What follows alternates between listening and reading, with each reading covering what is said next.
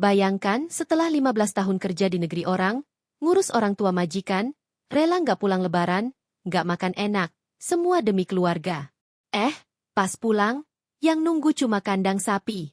Suaminya nikah lagi, rumah dijual, dan anaknya manggil wanita lain. Ibu. Assalamualaikum warahmatullahi wabarakatuh. Selamat datang di channel ini, tempat kamu bisa menangis, merenung, dan belajar dari kisah nyata orang-orang biasa yang mengalami kejadian luar biasa. Sebelum lanjut, bantu channel ini berkembang ya. Klik subscribe, nyalakan loncengnya, dan beri like sebagai bentuk dukungan agar kisah-kisah nyata seperti ini bisa terus tayang dan menjadi pelajaran hidup untuk banyak orang. Sambil nonton, tulis di komentar ya. Dari kota mana kamu nonton video ini? Nama lengkapnya Sri Wahyuni, tapi orang-orang kampung mengenalnya dengan sebutan Embok Sri. Usianya 46 tahun saat ia menginjakan kakinya kembali di tanah kelahirannya, Desa Kaliboto Kidul, Lumajang, setelah 15 tahun merantau ke negeri orang. Ia adalah seorang pekerja migran, TKW di Arab Saudi yang selama ini diam-diam menabung, bersusah payah, dan menahan rindu demi keluarganya di Indonesia. Perjalanan hidupnya tidak mudah. Saat pertama kali berangkat ke Arab, anak sematawayangnya, Dani, masih berusia 3 tahun. Suaminya, Suraji, berjanji akan menjaga anak mereka dengan baik. Embok Sri pun percaya. Ia tinggalkan semua, hanya membawa secarik harapan. Kelak ia pulang, keluarganya akan hidup sejahtera. Selama 15 tahun, ia tidak pernah pulang. Bukan karena lupa, tapi karena biaya pulang terlalu mahal, dan ia memilih mengorbankan rindunya demi menabung lebih banyak untuk Dani dan Suraji. Ia kirim uang rutin. Bulan demi bulan, tahun demi tahun, ia hidup dalam sunyi.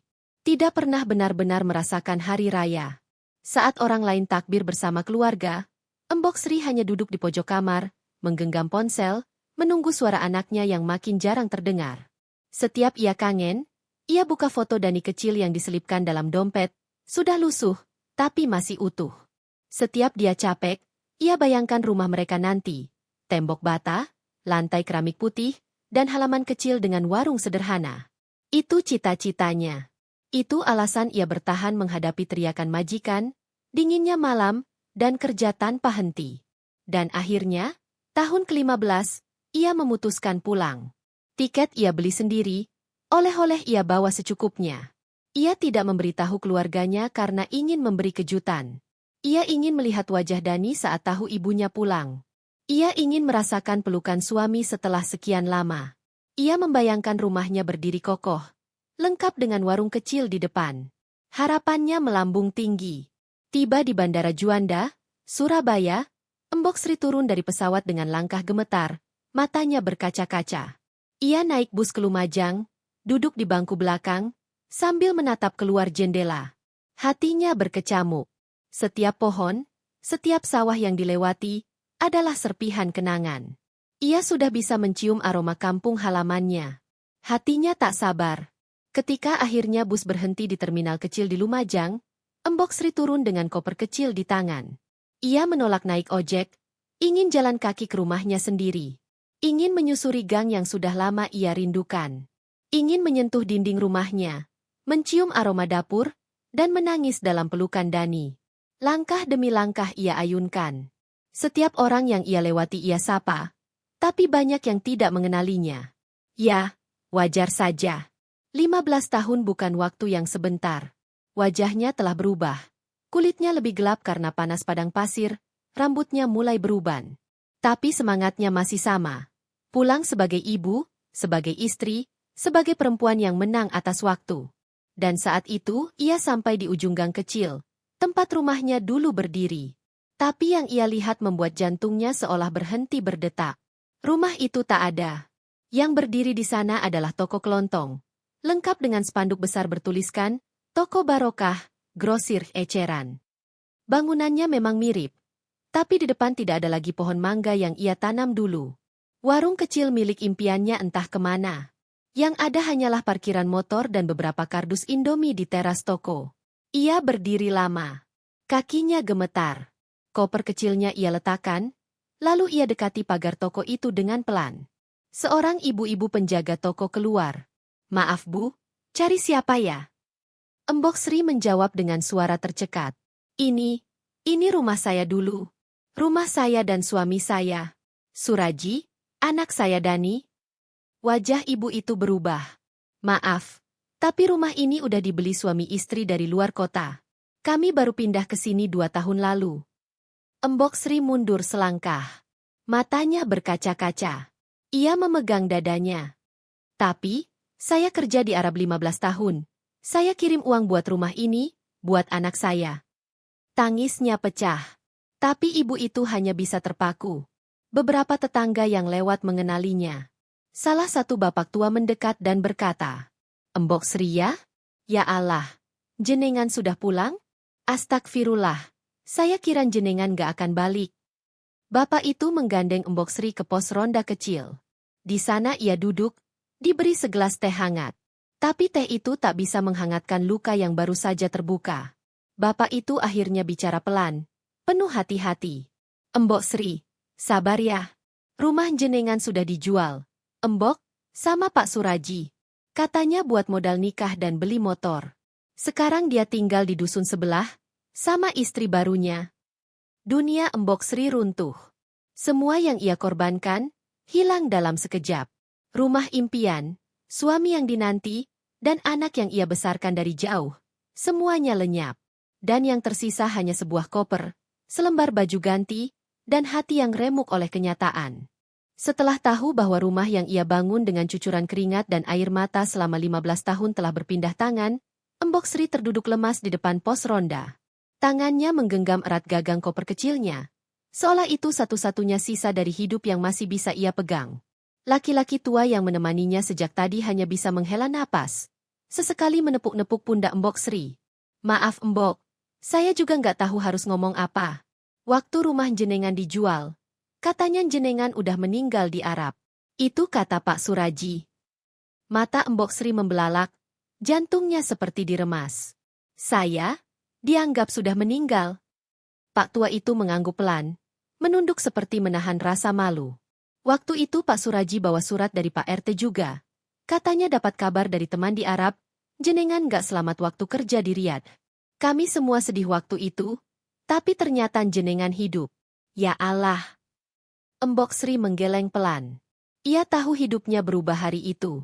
Tapi ia tidak menyangka bahwa orang yang dulu mencium tangannya saat ia berangkat ke luar negeri, suaminya sendiri, telah menguburnya dalam hidup-hidup. Tangis yang sejak tadi ia tahan, akhirnya pecah. Tubuhnya gemetar. Tangan keriputnya menutup wajah. Air matanya tumpah tanpa malu lagi. Setelah sempat tenang, Embok Sri memohon agar diantar ke dusun tempat Suraji tinggal sekarang.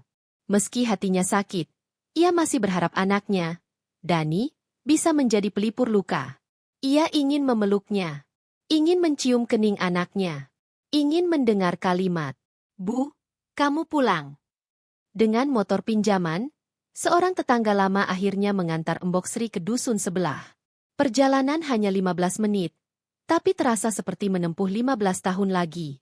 Sepanjang jalan, wajah Dani kecil melintas di benaknya. Bayangan dia menangis memanggil ibunya saat ditinggal. Bayangan Dani kecil yang dulu suka tidur di pelukannya sambil nyusu botol. Sesampainya di sana, ia melihat rumah sederhana dengan halaman luas. Ada motor baru terparkir, dan suara tawa terdengar dari dalam. Embok Sri berjalan pelan menuju teras, matanya langsung basah.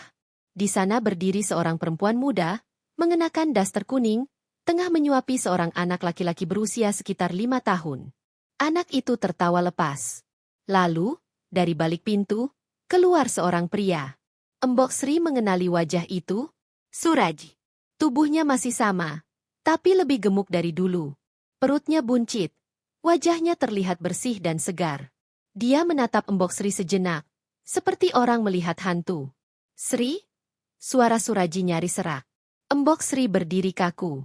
Suaranya lirih. Iya, Ji. Aku pulang. Perempuan muda itu berdiri, mendekati Suraji dan menggandeng lengannya. Mas, siapa ini?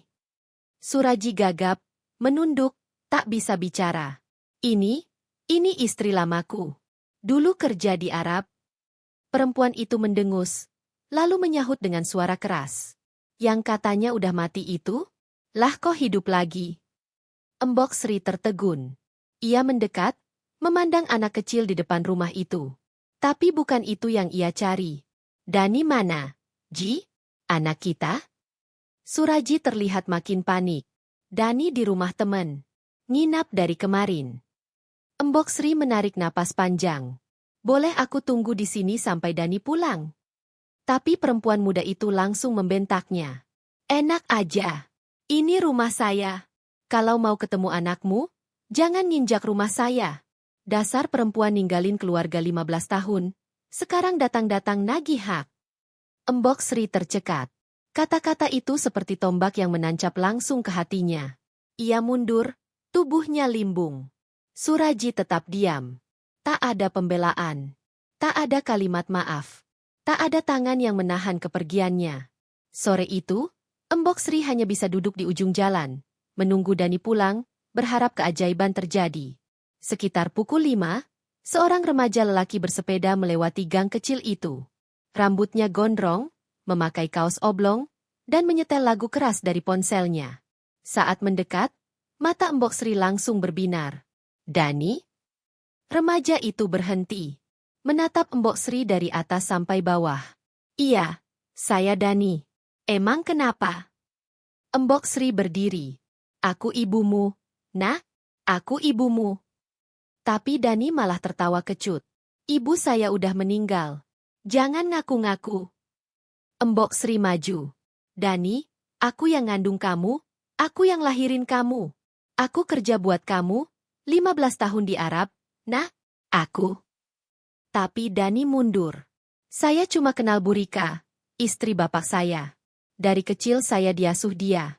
Kalau kamu ibuku, kenapa ninggalin aku? Dad. Kata-kata itu menghantam lebih keras dari badai. Embok Sri tak bisa bicara. Kakinya goyah. Dunia seakan runtuh di hadapannya.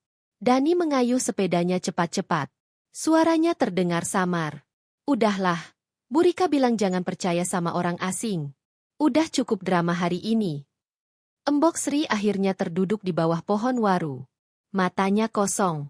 Mulutnya tak bisa lagi mengucap apapun. Dunia telah benar-benar mencampakkannya. Anak kandungnya sendiri menolak memeluknya. Suaminya yang dulu bersumpah akan setia, kini memilih diam dan menikahi wanita lain. Dan rumah impiannya, tempat ia menaruh semua harapan, telah berganti pemilik dan menjadi toko. Dari semua luka itu, yang paling menyayat adalah satu kalimat. Kamu bukan ibu saya. Malam itu, angin berhembus dingin. Di langit, bulan separuh tertutup awan. Dan di sebuah sudut dusun yang sunyi, duduklah seorang wanita parubaya bersandar di pohon, membawa koper kecil yang kini jadi bantal darurat. Itulah Embok Sri, yang baru pulang dari Arab setelah 15 tahun mengabdi sebagai TKW, tapi kini dibuang seperti tak pernah berarti. Ia menatap langit kosong. Air matanya telah habis. Satu-satunya yang tersisa hanyalah keheningan dan pertanyaan, apa aku terlalu lama berkorban, hingga keluargaku lupa caranya mencintai? Tak lama kemudian, langkah kaki mendekat. Pak Suraji datang, berdiri tak jauh dari Embok Sri, dengan wajah canggung. Maaf, Sri. Aku nggak bisa nampung kamu di rumah. Istriku sekarang, ya kamu tahu sendirilah. Dia nggak mau. Embok Sri menoleh pelan. Berarti sekarang, kamu milih dia. Suaminya menunduk. Rumah yang kamu bangun dari uangku, tanah yang kamu beli pakai hasil kerja tanganku, sekarang semua bukan milikku lagi, Ji. Maaf, Sri. Anak kita bahkan gak mau manggil aku ibu. Pak Suraji menggenggam tangan, gugup. Kalau kamu memang butuh tempat, ya, kalau kamu gak keberatan di belakang rumah ada kandang sapi. Kering kok. Gak bau. Bisa kamu tempatin dulu. Daripada tidur di jalan? Embok Sri tercekat. Di kandang, Ji? Maaf ini satu-satunya cara. Dan malam itu, tanpa pilihan lain, Embok Sri berjalan pelan menuju kandang sapi, dibantu sinar redup dari senter kecil. Di belakang rumah Pak Suraji memang ada kandang berukuran 3x3 meter, beratap seng, dan beralas tanah keras. Di sudutnya ada jerami yang mulai kering, dan satu tong plastik bekas untuk air minum ternak. Disitulah tempat Embok Sri tidur malam itu. Tanpa kasur.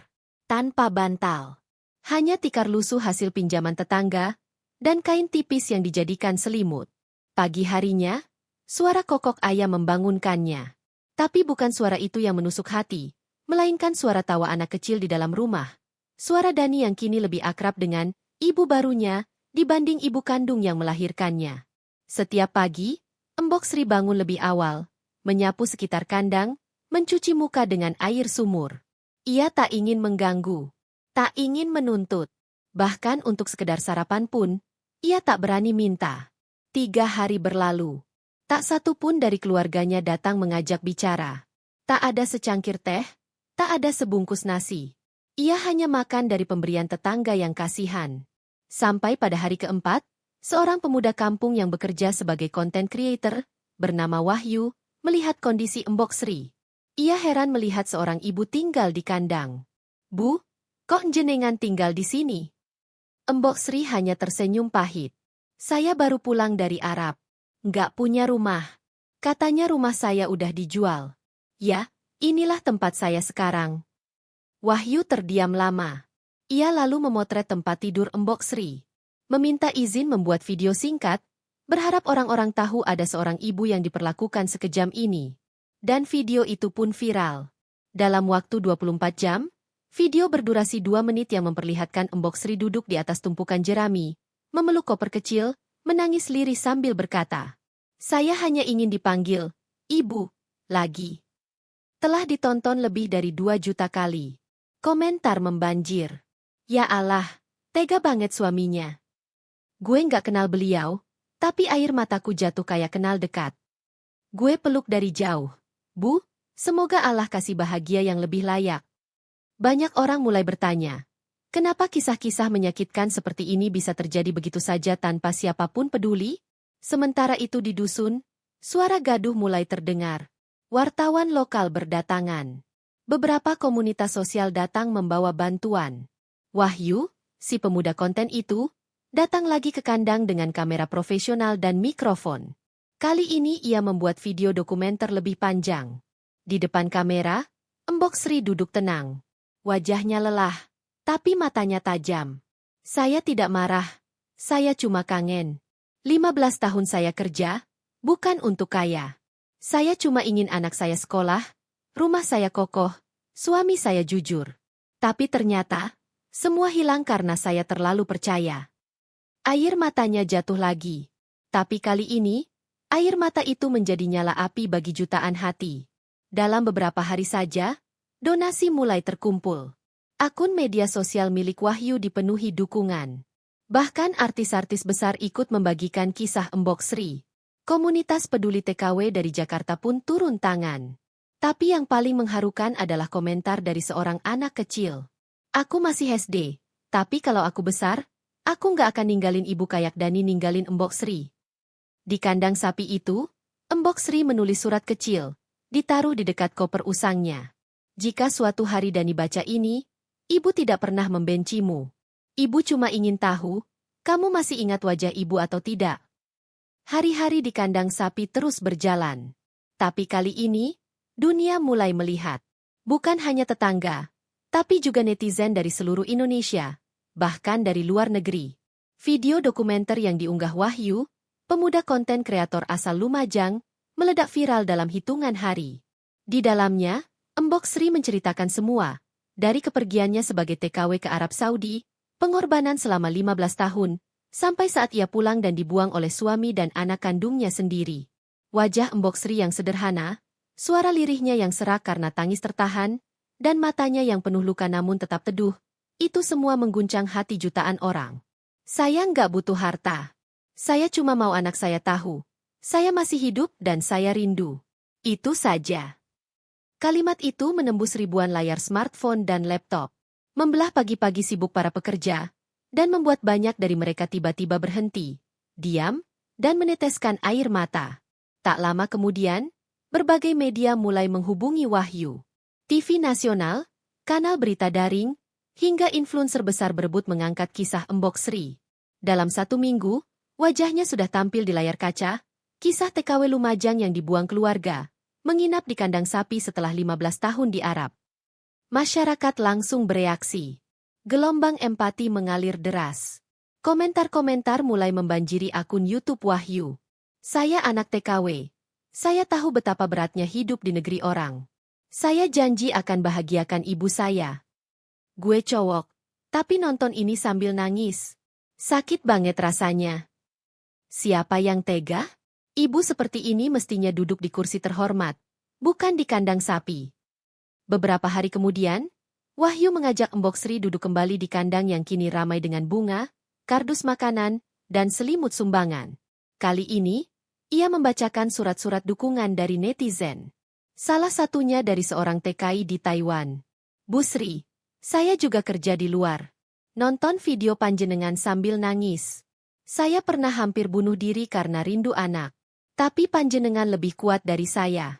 Panjenengan jadi ibu dari semua kami yang ditinggal, dilupakan, dan dianggap tak penting. Air mata Embok Sri mengalir. Tapi kali ini, air mata itu tak lagi terasa dingin. Ada hangat dari semua dukungan tak dikenal. Orang-orang yang bahkan belum pernah bertemu dengannya, kini lebih peduli daripada keluarga kandungnya sendiri. Satu momen yang paling viral terjadi di hari ke-9 sejak videonya pertama tayang. Wahyu membawa Embok Sri ke kota, ke studio kecil tempat ia diundang menjadi bintang tamu dalam program YouTube bertema kisah inspiratif.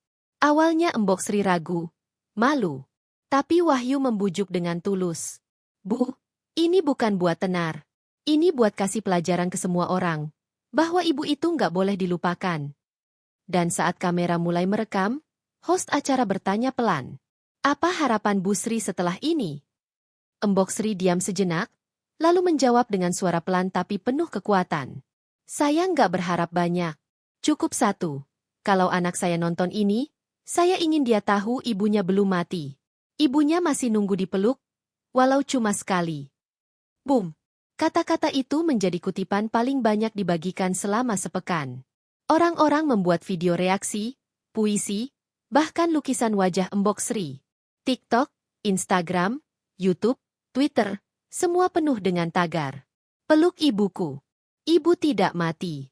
Bu Sri kami sayang. Puncaknya, seorang pengusaha muda asal Surabaya melihat video tersebut dan menghubungi Wahyu secara pribadi. Ia menawarkan bantuan. Sebuah rumah sederhana, lengkap dengan perabot, di Lumajang. Gratis. Beliau sudah bayar terlalu mahal untuk kesetiaan. Sekarang giliran kami yang bayar dengan cinta, ucap si pengusaha dalam wawancara. Wahyu langsung mengabarkan berita itu ke Embok Sri. Saat itu, ia tengah menyiram tanaman kecil di dekat kandang. Wajahnya lelah, tubuhnya mulai kurus, tapi semangatnya tetap menyala. Saat mendengar kabar itu, Embok Sri terdiam. Ia menangis. Kali ini bukan karena sakit, tapi karena ia tahu. Dunia masih punya hati. Hari itu, puluhan warga ikut hadir saat Embok Sri diantar ke rumah barunya. Sebuah rumah mungil, cat putih bersih, dengan pagar kecil dan halaman yang cukup untuk menanam cabai dan bunga. Di atas pintu rumah itu, tertulis satu kalimat. Rumah Bu Sri, dari rakyat untuk ibu yang dilupakan. Orang-orang menangis. Beberapa mencium tangannya, membawakan kue, bunga, bahkan uang kecil-kecilan. Seorang anak perempuan memeluknya erat, sambil berbisik. Bu Sri, boleh aku jadi anakmu? Tapi di balik semua itu, satu luka masih menganga. Dani, anak yang ia lahirkan, belum juga datang. Tak ada pesan. Tak ada permintaan maaf. Hanya kabar samar bahwa ia sempat marah karena videonya menyebar. Itu aib keluarga, Bu Wahyu. Jangan diumbar. Tapi bagi Embok Sri, ia tak ingin mempermalukan. Ia hanya ingin berkata, aku ibu yang kembali. Aku ibu yang bertahan. Aku ibu yang tak pernah berhenti mencintai. Kini, setiap malam, Embok Sri menyalakan lampu depan rumah barunya. Duduk di kursi kayu, memandang jalanan sepi. Sambil berbisik dalam hati. Kalau Dani lewat sini, dan memutuskan berhenti, aku akan berdiri, buka pintu, dan memeluknya. Tidak perlu kata maaf, cukup panggil aku, Ibu. Hari-hari berlalu di rumah baru yang kini disebut orang-orang sebagai Rumah Harapan Bu Sri. Setiap pagi, ia membuka jendela, menyapu halaman kecil, dan menyiram pot bunga. Tapi lebih dari semua rutinitas itu, yang paling ia jaga adalah menyalakan lampu depan rumah, setiap malam. Lampu itu bukan sekadar penerang, tapi harapan. Harapan bahwa suatu hari, langkah kaki itu akan muncul dari ujung gang. Langkah kaki yang telah ia nantikan sejak hari pertama pulang dari Arab. Langkah kaki anaknya, Dani. Sudah lebih dari 2 bulan sejak video dirinya viral. Embok Sri mulai dikenal masyarakat luas. Ia diundang ke berbagai forum, didaulat jadi narasumber di seminar pahlawan devisa, bahkan ditawari menulis buku kisah hidupnya. Tapi semua itu tak sebanding dengan satu hal yang terus mengganjal di dadanya. Dani belum juga datang. Ia mendengar kabar bahwa Dani kini tinggal di kota Malang, bekerja sebagai teknisi elektronik. Usianya sudah 18 tahun, dan kabarnya, ia marah besar. Marah karena videonya jadi bahan cerita. Marah karena teman-temannya tahu kisah kelam keluarganya. Dan barangkali, marah karena dalam lubuk hatinya sendiri, ia bingung. Ibu yang mana yang harus ia percaya? Yang membesarkannya? Atau yang melahirkannya lalu menghilang selama belasan tahun? Sampai suatu malam, saat hujan turun pelan, dan Embok Sri sedang duduk di serambi depan sambil menggenggam payung kecil, sebuah motor berhenti di depan rumah. Seorang pemuda turun perlahan. Mengenakan jaket hitam, membawa helm, dan menatap rumah itu seperti orang asing yang sedang mencari arah pulang. Itu Dani. Embok Sri berdiri pelan. Ia tidak berkata apa-apa. Ia hanya berdiri, mematung. Matanya tak berkedip.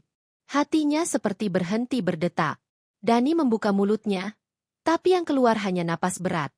Ia mengangkat tas dari bahunya dan menyerahkannya ke Embok Sri. Ini, beberapa barang dari masa kecilku. Aku temuin waktu bersihin kamar di rumah bapak. Embok Sri gemetar saat membuka tas itu.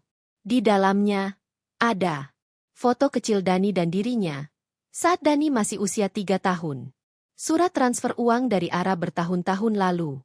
Dan, sehelai selimut bayi warna biru yang dulu ia bawa saat merantau. Embok Sri menutup mulutnya. Air mata mulai jatuh. Lagi. Tapi ia tidak bergerak. Ia menunggu, satu kata. Dan akhirnya, Dani berkata pelan. Suara itu lirih, hampir tak terdengar di tengah bunyi hujan. Tapi cukup keras untuk menghancurkan semua dinding luka yang selama ini berdiri di antara mereka. Bu, aku nggak tahu harus mulai dari mana. Tapi aku kangen. Kata itu, kata yang selama ini ditunggu. Tidak mu, tidak panjang. Tapi cukup untuk membuka pintu hati yang hampir mati. Embok Sri menangis.